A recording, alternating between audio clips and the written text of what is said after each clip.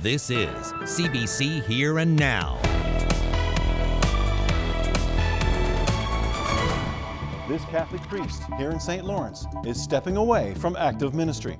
This is a hard decision that I am making. I just needed to have a leave of absence and to have a time for myself after so many years dealing with all the different challenges. And he's going into the pizza business. I'm Terry Roberts. We'll have that story coming up.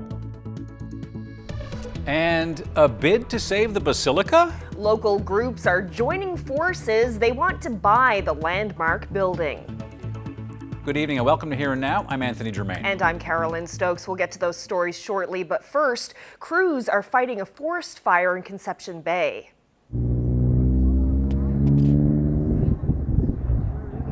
Quite the sight. Forestry crews are battling multiple fires in both Harbour Main and historic Brigus. According to RCMP, one home in Brigus has been destroyed in the forest fire.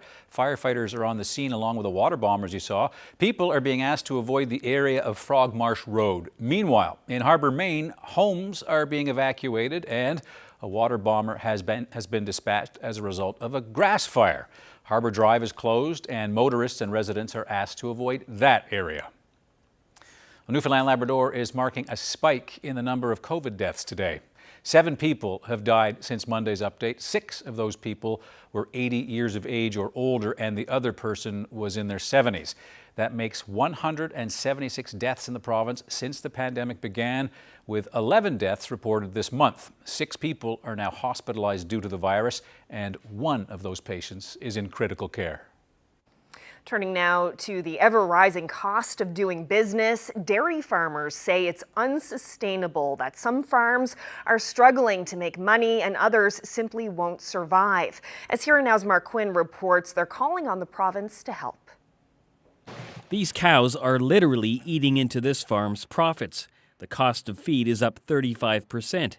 The cost of fueling vehicles like this has quadrupled over the past couple of years. Dairy farmers are hurting. Fertilizer's up 85%.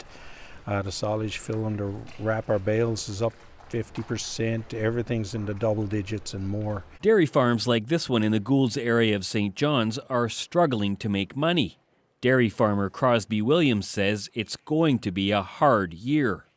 A lot of people are proposing that it's going to be a loss on many farms. A lot of farms, I've been told, won't sustain this, and we are going to lose farms this year. One big challenge is the price of milk. What dairy farmers are paid is set by a regulator in the fall, long before their costs skyrocketed. We have to go to the marketplace for some, but there has to be an increase in the price of milk. There is no doubt there's a real concern in that industry and in most industries right now. Dairy farmers are looking to all levels of government, including the province, for help. Crosby says they want to meet to talk about possible solutions, and the Agriculture Minister says he's open to that. We will, and the farmers don't reach out to us, we will reach out to the farmers to see where we can give these farmers some assistance. Bragg says for consumers, there's no risk of a milk shortage in this province right now. And for farmers struggling with rising costs, he says there might be more federal funding in the months to come. Mark Quinn, CBC News, St. John's. And I visited Crosby Williams' farm earlier today to talk more about the struggle to stay afloat. Our conversation continues ahead in about 25 minutes on Here and Now. Well, the cost of living and soaring gas prices continue to dominate question period today, with stories about struggling seniors and the potential promise of a fall rebate, but that's if the province earns additional revenue from gasoline sales. I was contacted by a person in my district who wrote, "The cost of gas and other fuels is beyond acceptable, and those costs are impacting other products and services, like food, for example." She also wrote, "Everything is going up except for wages and salaries. My mother," she said, "a single woman, now has to decide whether to eat or have heat." This is happening around the world. And it's very, very difficult. I can tell you, I checked the price of gasoline in the United Kingdom. I think it's over almost $2.63 Canadian. In British Columbia, it's $2.21 Canadian. This is not Newfoundland and Labrador. We have provided additional supports. We're prepared to do more if we can.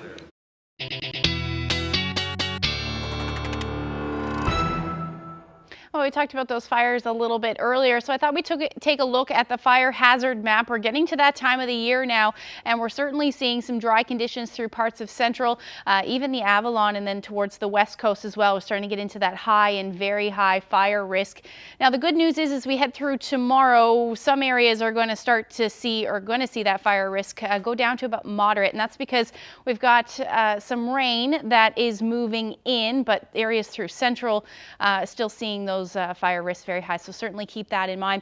The reason for the rain will be this cold front that will move through. We've got lots of sunshine today, but some of that fog is starting to make its way down through the southern areas of the island as we speak, and that will continue to travel further north as we head through the night. But take a look at these temperatures today, reaching the high teens in St. John's. Started off a little cool this morning, around 3 or 4 degrees, and then about 18 degrees was the afternoon high today in St. John's with those winds out of the west. So it's been warm across the province. How did people spend the nicest day of the year so far?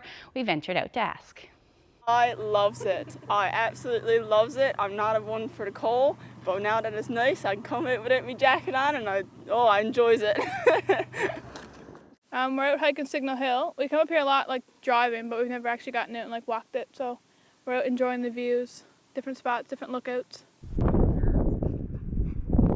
I took these two beauties here for a walk today, and 2 walks today because they are very active, and it's a beautiful day to be out.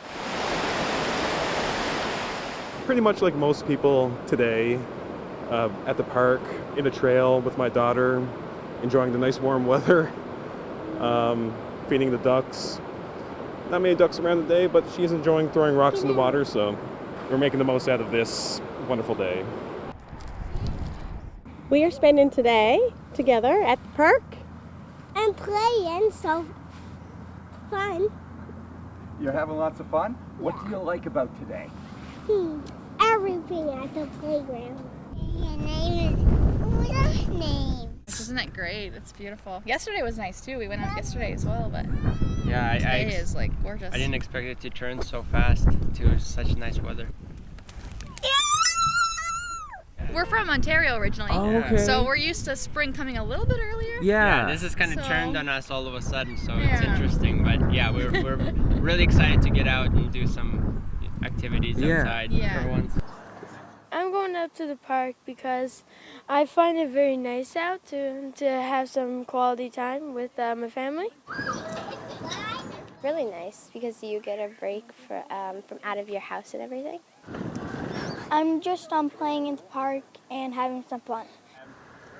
Well, I'm actually a bit of a tourist on a down day, and we'd researched that this is a really good vantage point to come and to check out St. John's and some of the local area. So we've hiked up and down the rocks here and in the sunshine, probably getting a little bit rouge on the old face here, but yeah, I'm a little bit out of breath because I've just done the steps, but it's really beautiful. Not been here before, really nice. Fair bit of reflection there. Lots of nice smiles, too, from everyone. That's great to see. All right, back to a story we mentioned at the top of the program. 3 groups are joining forces to save the Basilica as a cathedral and place of worship. The details of a letter outlining the plan have been shared with CBC News. Chris O'Neill-Yates has more. The Basilica Heritage Foundation, St. Bonaventure's College, and the St. Bon's Forum Corporation are joining forces to make a joint bid to save the Basilica.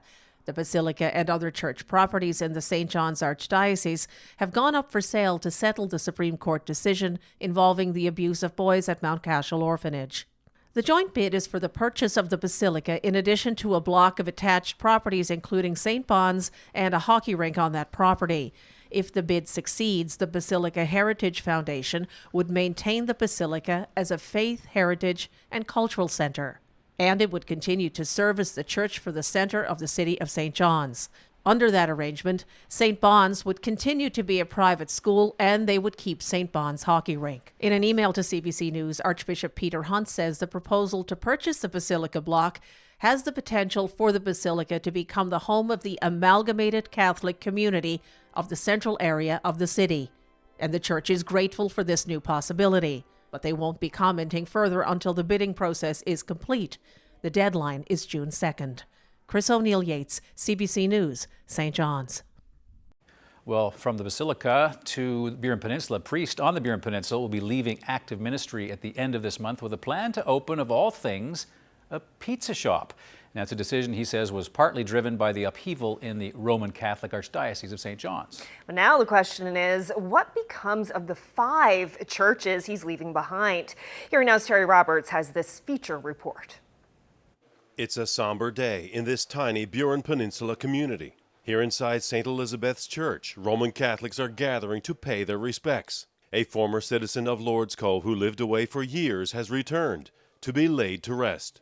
Leading the ceremony is this man, Father Nelson Boren, a busy priest from the Philippines who serves as spiritual leader for 5 churches in the St. Lawrence area. As these Catholics say goodbye to one of their own, they're filled with questions about what will become of their beloved church, which will soon be for sale, and what will become of their faith community now that Father Boren has announced he will soon be leaving. Some fear the worst. I'm afraid that the Catholic Church in Newfoundland is in the process of imploding. It's going to explode on itself with what has happened. Parishioners are hurt, and they say they are also victims of another form of abuse. This priest is small in stature, but his voice speaks loudly for a congregation who feels they are under attack, having to sell off sacred buildings they already bought and paid for in order to compensate victims of abuse at the Mount Cashel Orphanage, crimes committed by members of the Christian Brothers decades ago. That's really a frustrating, heartbreaking experience for people to suffer because of the sins of the past. He's speaking out against the wishes of his superiors with provocative statements like this. It should have been dealt long before, and now parishioners are being dragged into this mess. Members of the clergy have largely avoided the media spotlight since the Archdiocese announced in December it would be selling off major properties to settle abuse claims. Father Boren is the exception. He raised eyebrows in March with a strongly worded letter to the Telegram newspaper, and he agreed to this interview. After 6 years as an ordained priest, he's had enough. He'll remove his clerical collar at the end of this month. I just needed to have a leave of absence and to have, a time for myself after so many years dealing with all the different challenges. His back aches from driving over rough roads, but admits there's much more to his life-changing decision. It is a financial thing for me as well. He says his pay has been cut. I have a family to support back home and even my own expenses as well. We were not consulted and we are not happy about it, and I'm telling it frankly. So this priest believes his future is in pizza. He's partnering with some other Filipinos in St. John's to open a business. It came to a point that I am already pushed to the side that I cannot do anything about it but to decide for myself.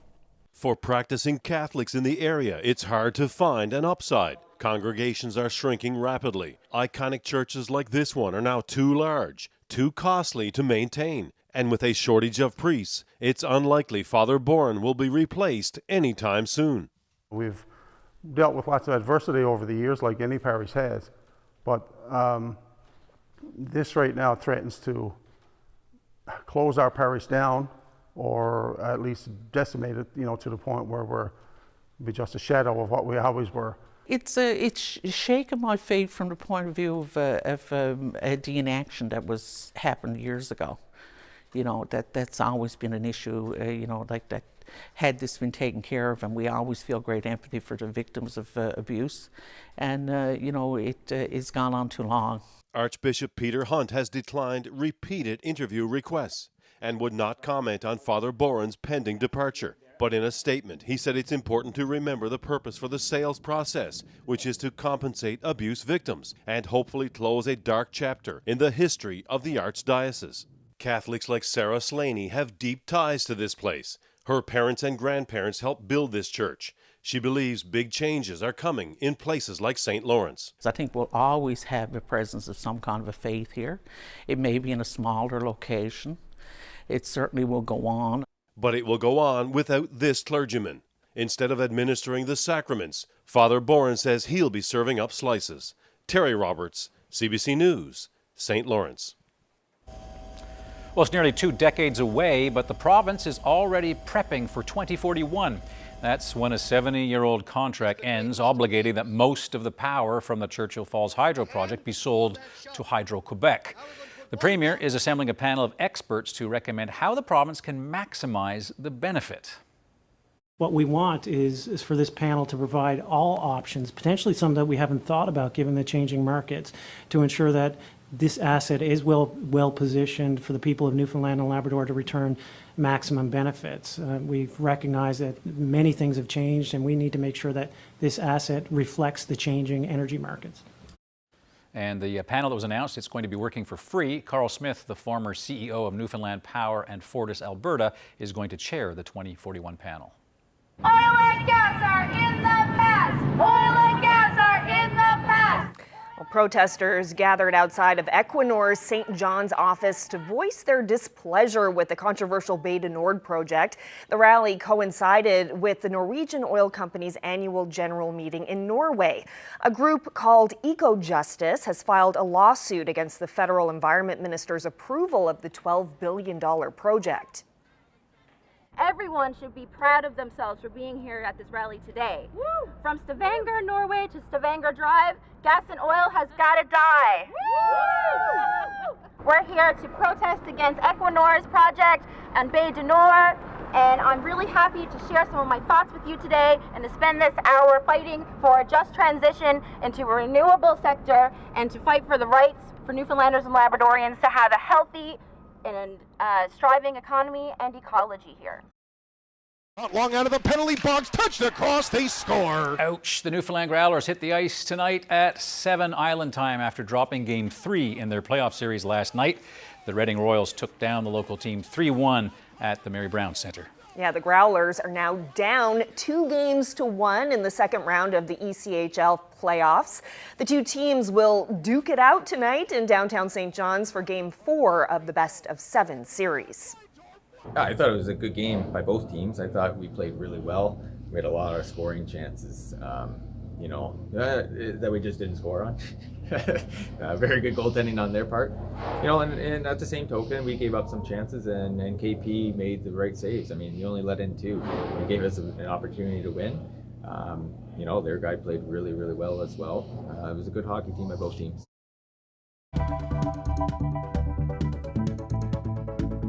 Well, as you can see, it's a pretty nice night to get out downtown. Lots of sunshine still. Temperatures still in the teens. They are going to drop, though. I'll have that forecast coming up.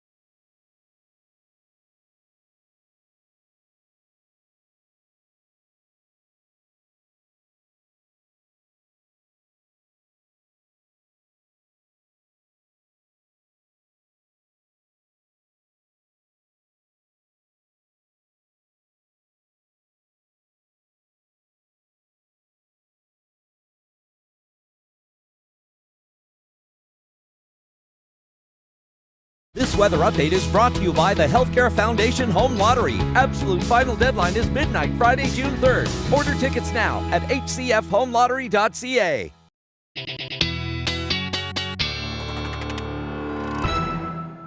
What a day today. It was so nice out there. I've been off for the past week and a half. Haven't traveled outside the province since before the pandemic, but boy, I am so happy to be home to see these beautiful temperatures. It's gorgeous out there. Yeah, you brought the warm weather with you, it looks like. Oh, that would be nice. You took a little bit of time off did, too. Yeah.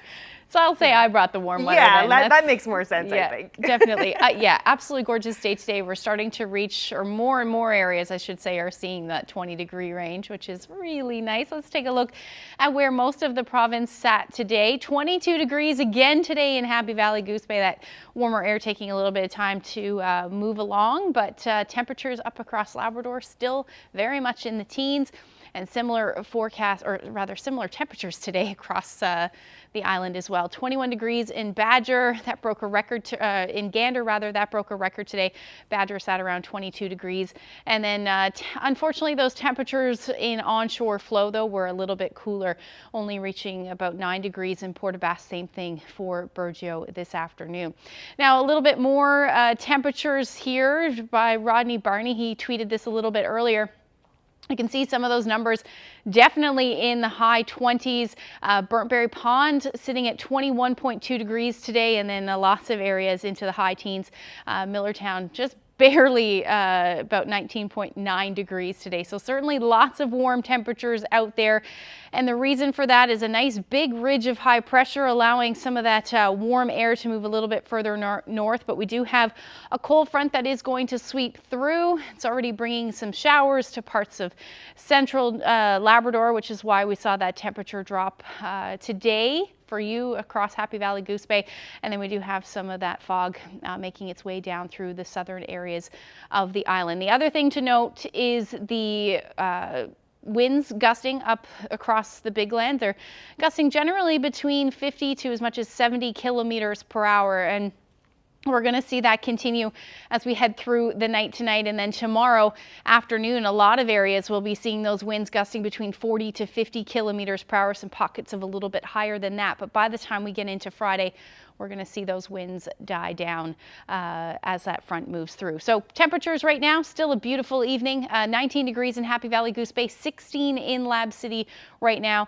And those temperatures still absolutely gorgeous in Badger, 21 degrees. Now, like I said a little bit earlier, we do have some fog moving through. It's just approaching the southern shore right now, or southern coast, I should say, and that will continue as we head through the night tonight. Temperatures are going to dip. We should be sitting somewhere between 5 to 9 degrees through the day, through the night rather. Those winds will still be out of the southwest, somewhere between 20 to 40 kilometers per hour. But as that cold front moves through, the temperatures are going to drop tonight. Down to -1 for Lab City. You'll see some showers, but they'll end before that temperature drops. And your winds will still be out of the west between 30 to 50 kilometers per hour. And then for the northern peninsula, temperatures will be a bit cooler for you under partly cloudy skies through the overnight between 2 to 3 degrees. So taking a look at the temperatures tomorrow, watch as this cold front moves through the overnight tonight. You can start to see those temperatures drop, but the chance of showers will move right along with it. So it shouldn't amount to much, but that chance certainly still there. Most of us will be seeing cloudy skies tonight, along with an area of low pressure to the south, and that is going to bring the chance of showers, it looks like, for the eastern half of the island through the overnight and into the morning hours. But temperatures tomorrow afternoon should reach the teens through the day, but then as those winds shift, they'll shift more northerly by the time we get, say, 5, 6 o'clock in the afternoon. We see a big drop in those temperatures down to the single digits by the time we get to 9, 10 o'clock tomorrow night, and they're just going to continue to drop as well. So definitely going to see an unsettled start to the day, but then we should see some clearing skies as well. Temperatures tomorrow between 19 to 21 degrees, a little bit cooler in those southern facing areas.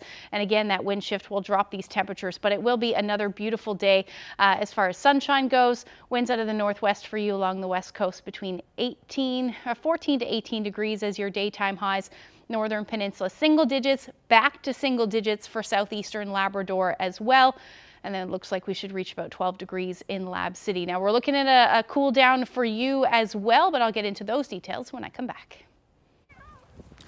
All right, check this out. This was sent to us right at the beginning of Here Now from Krista, and she talks about in the tweet about her kids and how excited they are. This is why her kids are so excited. Check this out. Right over the house, then to fill up with the water. Remember being a kid and being fascinated by technology? That's amazing. Thank you so much, Krista. Really appreciate that. As you know, we reported on the fact that there are these fires in Brigus and Harbour, Maine, Cruz and Conception Bay communities battling these grass and forest fires. Really appreciate you sharing your video with us, and we're really happy you managed to get it on. Just check that out one more time. Wow.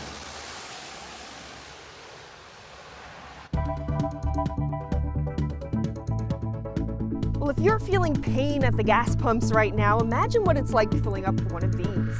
Dairy farmers say they're really feeling the pinch. You can see how hungry these cows are, for example. Coming up, we'll speak with the dairy farmer about how all of these increasing costs affect their bottom line. This is going to be a break-even year at best. A lot of people are proposing that it's going to be a loss on many farms.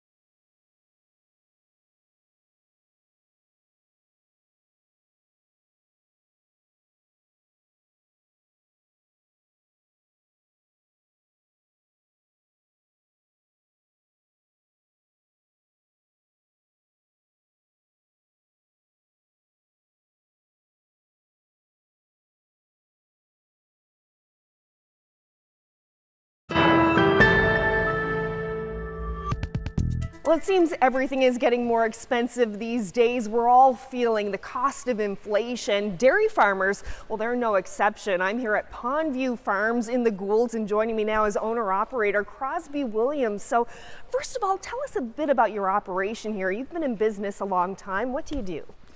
Well, we got a 250 cow dairy farm here, and we're a fifth generation farm. We're located in the Goulds, as you just said, and we farm 325 acres of land, and it's a year-round thing. And so folks in the supermarket that will recognize your product, Central Dairies, when they go get their 2 liters of milk, that's your milk. That's our milk, yes. Yeah.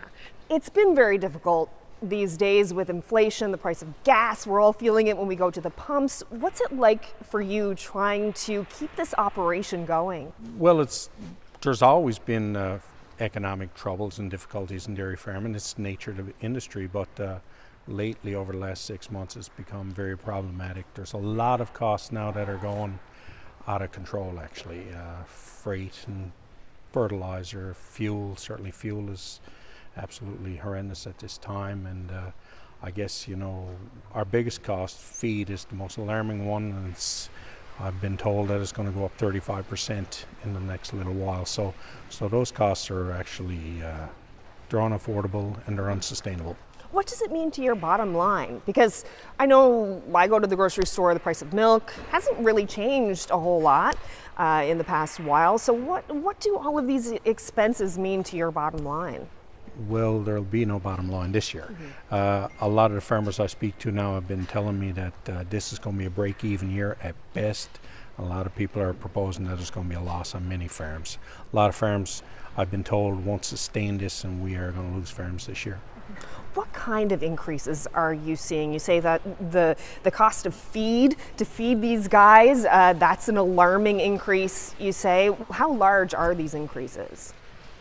Well, when you talk about fuel, I mean, it's not hard to figure out. Everybody knows that it's right now we've quadrupled in the last 2 years. Feed, as I just mentioned, has gone up 35%. Fertilizer's up 85%. The silage filling to wrap our bales is up 50%. Everything's in the double digits and more. It's like I said, right now it's unsustainable. What would you like to see happen to help ease some of this burden? Well, I think that the industry has recognized the fact that we have to go to the marketplace for some of it. There has to be an increase in the price of milk paid to the farm gate, and I'd like to see collaboration within our governments and our industry to mitigate some of these losses and maybe bang heads together, or I should say put heads together to determine how we can come up with creative ways to reduce the financial impact on the farms today. Any suggestions in particular, any specific thing that government could do to help dairy farmers? Well, there's been several ideas tossed around and brought up, and certainly fuel has to be one of them. I think that there has to be some sort of a break clause right now where the price of diesel has to stop increasing and get to a point where there's a figure arrived at that farmers can operate their farms in a sustainable way. That's one way it can be done. Years ago in the 70s, there was a feed freight assistance clause that was brought in to help reduce the price that was paid by farmers in the industry. That's another idea that I think at this time can certainly be brought about because it can be more than justified. And because feed, as I spoke of and mentioned, is our leading cause. And there's other ideas that we can't really speak of but are being bounced around in the industry right now, but I think we're going to have to shake the bushes here to find ways that our farmers can remain in business. And when you say remain in business, do you think that there's a threat to the businesses of dairy farmers? What happens if nothing changes? If nothing changes, Carolyn, I'm willing to stake to say that we will have farms going out of business in our province. And right now it's at an unsustainable level, a level that farmers can no longer afford, and I hear it every single day. So yeah, we will lose farms if nothing changes. You've been around a long time in this business, a long time. How long do you think you can last? That'll be a good question. One, I guess my banker will answer for me, but yeah, I personally have been in business for 32 years. I've never seen anything like this. None of the farmers that I speak to, all the older guys in the industry, they say the same thing. It might sound like a worn out phrase, but what we're going through right now is unprecedented, and it can't continue. Well, Crosby Williams, thank you so much for telling us about it. Thanks, Carolyn. I appreciate your time.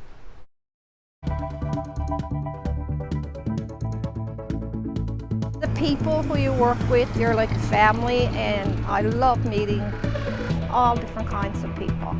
Working in healthcare for more than 50 years. Meet a personal care attendant who has no plans to leave.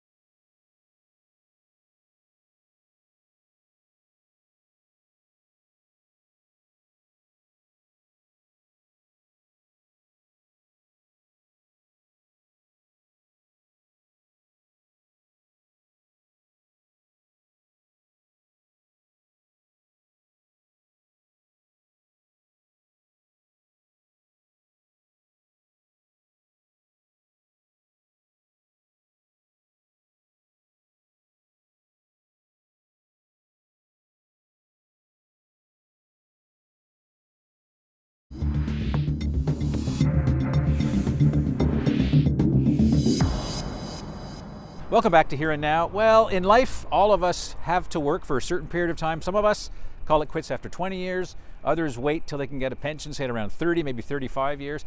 But my next guest, Carol Evans, who's been working here in healthcare for how long? 53 years. 53 years. So you started working for the healthcare system back in 1960 something? 1969. Wow. Yes. When you sort of look around and you look behind us and look, you're all dressed to go to work again. You're not leaving anytime soon, right? No. How did you manage to last 53 years?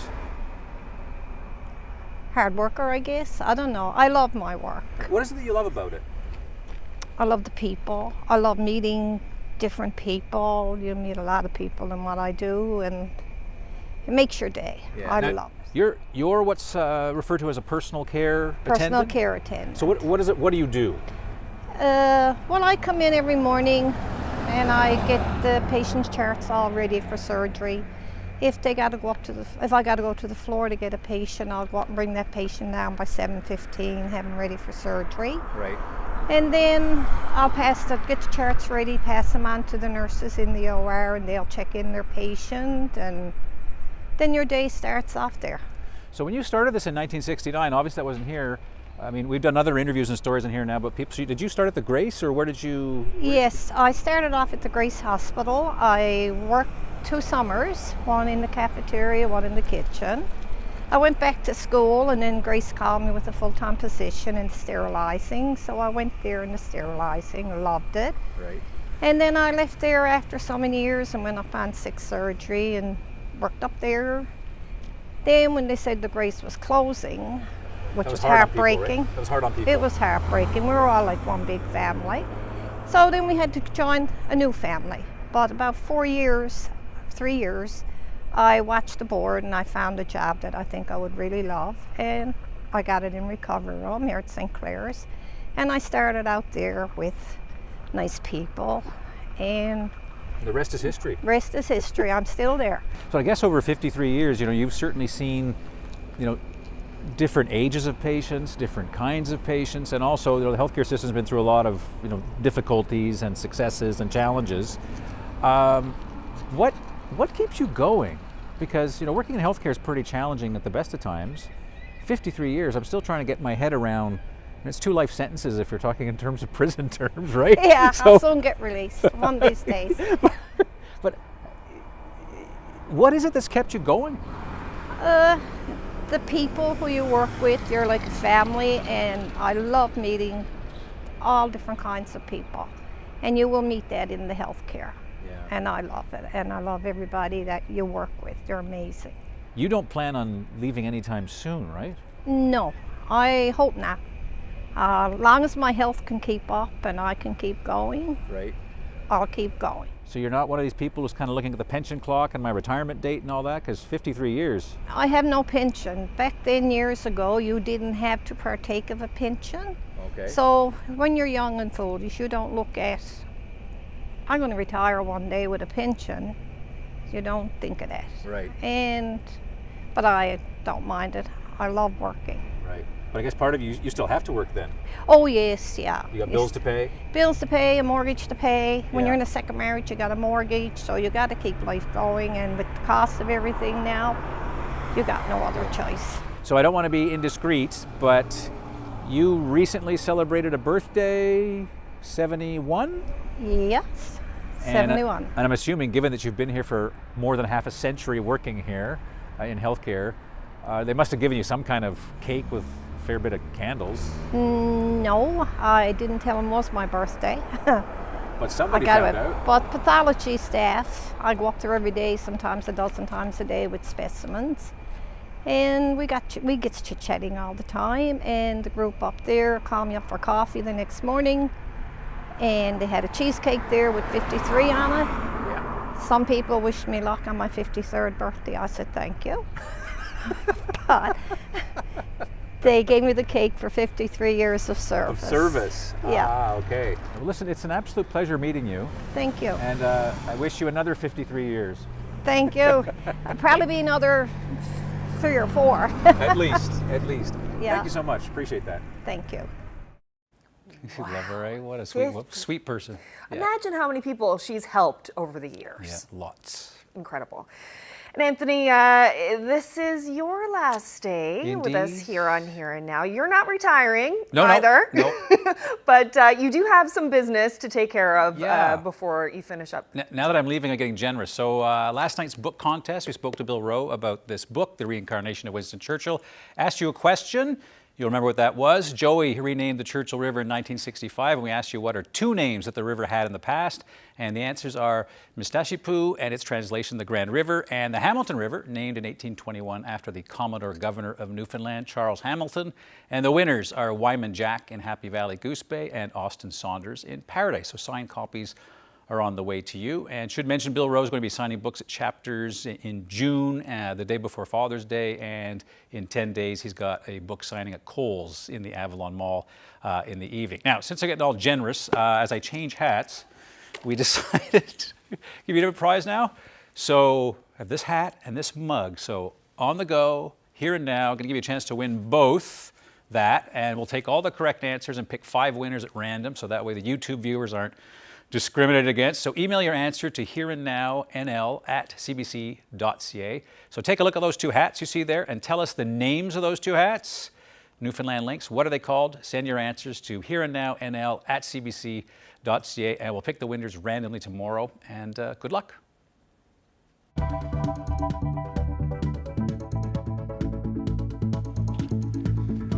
Well, he will do anything to get the shot as Anthony makes the move to radio. We'll look back at some of his here and now stories. That's just ahead. You don't want to miss it. They didn't tell me about this. Of course not. Of course not.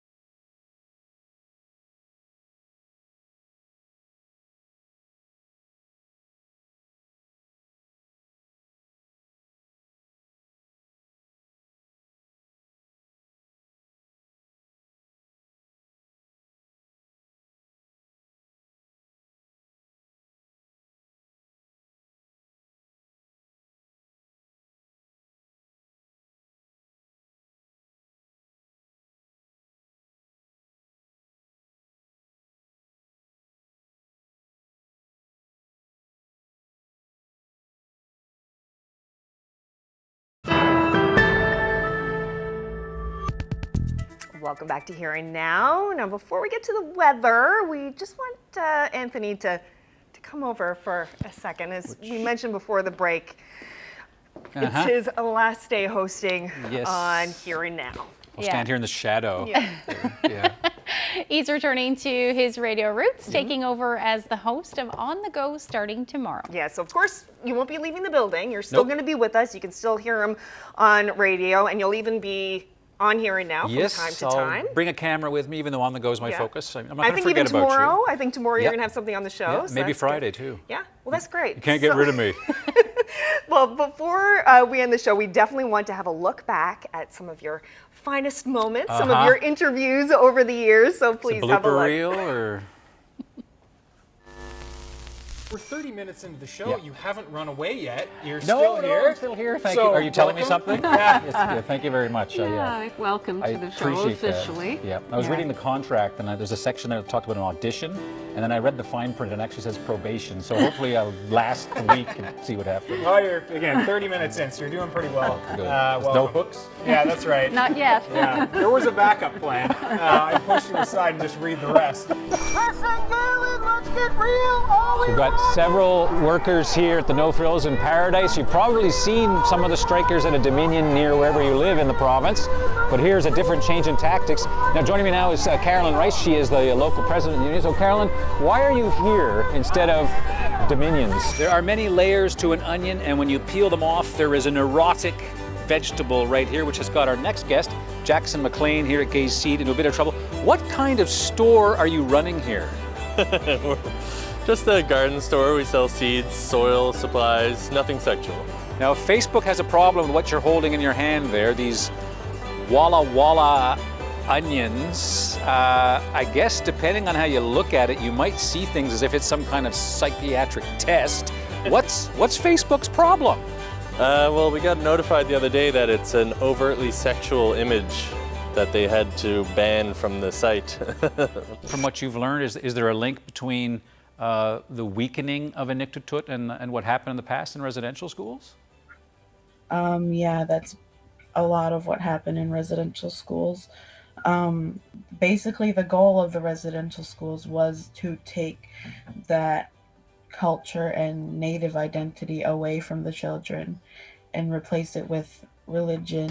Well, I'm not on the Here and Now set. I'm on a different television network's set here in Burgeo at the BBS. And Steve Hiscock joins me now. He's my arch rival here, the guy who does the news here. What is the BBS? Well, the BBS is the Burgeo Broadcasting. We provide 40 channels. We provide notices, internet, and we provide a news service and some programming.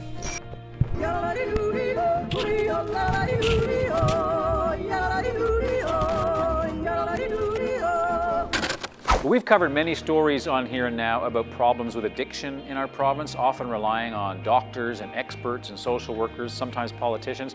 Well, tonight we're going to talk to some people who were directly affected by problems with addiction. I'm going to start our coverage with Mitch Ganny. So Mitch, you wrote a letter to local politicians. What was the point of that? The point of my letter was to bring attention to the drug problem in Newfoundland. You said in a fairly succinct letter that he's being treated as a criminal, as if he's a dangerous criminal. That's right. I mean, I'm not aware of cases where an individual attends class and has to be escorted by campus security to and from class. All the kinds of cases that I've seen where the student code of conduct gets used, where interim measures get imposed against somebody, they're cases where there was like a public safety threat. You may have noticed that my co-host Anthony Germain has been off this week. Well, he's staycationing on the west coast of the island right now and has agreed to speak with me, provided I don't reveal which salmon river he's on right now. So Anthony, it looks absolutely stunning out there. What's the weather been like? Oh, you know, it's funny when you work at St. John's, you go that west coast to west coast, you gotta just miss it, but wow. All right, Ashley, a no-holds-bar rapping contest. I'm not sure if it's beauty or speed, but 3, 2, 1, go. Okay, my paper's ripping already.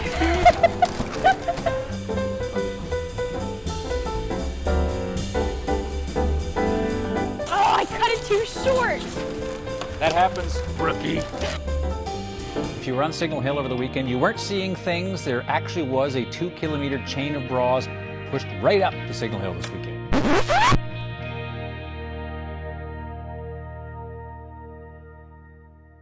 Wow, I did not do that on purpose. People think I did that on purpose, and I did not do it on purpose. That was remember that moment. Jane Bras. Okay. What a range of stories there, Anthony. You've done so much over the years. Yeah. We're going to miss you on the show terribly. And I've enjoyed all of it. I mean, I can't think of a particular favorite of all. I mean, it's the range of what we do, right? Mm-hmm. So when I'm teaching at CNA, I say, you know what, you're not likely to get rich doing what we do, but you're not going to be bored. Never going bored. to work every day, Never bored. and it's been a joy. Yeah. Working with you guys too. Yeah. And it's not goodbye though. Obviously, we get to chat every day, 4 o'clock. Yep. On the go. So. Look forward to that. Do the weather, would you? Okay, I'll do the weather. Well, on that note, let's take a look at the weather. Thursday evening into Friday. Anthony, you're going to enjoy the weather, I guess, as we see some warmer temperatures continue for some areas. Not a whole lot of weather to speak of through the day on Friday, but we are going to see some rain move in as we head towards the evening hours, and then through the overnight again, we're going to see that potential for some showers move through a good chunk of the province. There's a look at your temperatures. They're going to back to the double digits. It looks like for some areas. Lab City 11 degrees, 12 in Happy Valley Goose Bay, and then another beautiful day as far as temperatures go. A little bit cooler than what we've been seeing for the past couple of days, but still going to be fairly nice. 10 degrees in Corner Brook with that change to showers. Still looking at about 17 for Grand Falls, Windsor. Then we see those temperatures around 12 degrees for Gander as well as St. John's. As we head through Friday evening into Saturday, it does look like this beginning of the weekend will be a bit unsettled. The chance of showers will still stick around. We may see a few peaks of sun. Best weather will be up across Labrador as far as sunshine goes. But overall, those temperatures are going to start to sit back into the 10 to 14 degree range. Northern Peninsula, single digits, and then up across Labrador as well. You're looking at those single digit highs. So between 4 to 7 degrees. We may see a few flurries in the mix, particularly along the coast on Saturday. 5-day forecast looking not too bad as we get to the end of the weekend. Temperatures dipping though, so we're talking back down to the single digits with a mix of sun and cloud through Sunday and Monday. Overnight lows may dip as well down to the minus single digits. And then for central Newfoundland, double digits right through the weekend, so 10 to 15 degrees. A little bit more unsettled as you head towards western Newfoundland with that chance of showers between 13 to 15 degrees. And then eastern Labrador, you're looking at your warm up again by the time we get to next week. Unfortunately though, it will be a bit unsettled, and then showers the story for western Labrador as well. 8 degrees on Sunday, then back up to the double digits on Monday. Overnight lows not looking too bad, should be sitting between 2 to 5 degrees. We shared a lot of pictures of walruses. Yeah. This is one from Port Anson. This is actually in April. Rex thought he'd share this photo with us. Thank you so much for that. If you have any weather photos, send them to nlphotos@cbc.ca. Yeah, that walrus causing quite a stir. It is. And Anthony, we're not quite done with you yet. No, I can tell. Thank yes. you. we wanted to do this earlier in the day, but you were just running around doing interviews today, so we wanted to share this cake. I just want to show you. I don't know if you can see what it says. It says, "Here and gone the go." Very good. On the go. That's pretty clever. Yeah, I was very impressed with that. I think so. I didn't do it. Yeah. It's good amount of icing on that. It is sweet. And once you go to radio, you're actually allowed to eat this kind of stuff. You don't have to worry about the suit. As if I have You don't have to worry about exactly. the makeup. Yeah, any well, of that. See. It's, or makeup. Yeah. We're gonna miss you. Yeah, very I'll much. miss you both very much too. But I've already sort of gotten them out. They can't see you cry on radio. You know that, right? So, but anyhow. And you can always just throw to. That's it. Play a song. Throw to a song. Yeah. I feel like we've had a lot of fun over the years. The pandemic really threw kind of a wrench in everything. That was a low point. It was the distance, but we've had a chance to be back together for a while, and it's always so much fun. Yeah. Especially when we get to do things on location together. Yeah, especially location. Just live television is because. Especially you don't always know, as tonight is proof, you don't exactly know what's going to happen. Nope. So I kind of like rolling with those punches, but anyhow, I know that the show's in really good hands with both of you, and I wish you the best. And I'm not going to disappear, and I'll be talking to you every day, right? Every day, like I said, 4 o'clock on the go. Do you get dressed up for radio? No. Okay. Actually, well, it depends. Things will change. I should be dressed by then now. Day's a little different now. I'm going to have more fun on the go than I thought. Oh, boy. Have a great night. Good night. Oh boy, yep.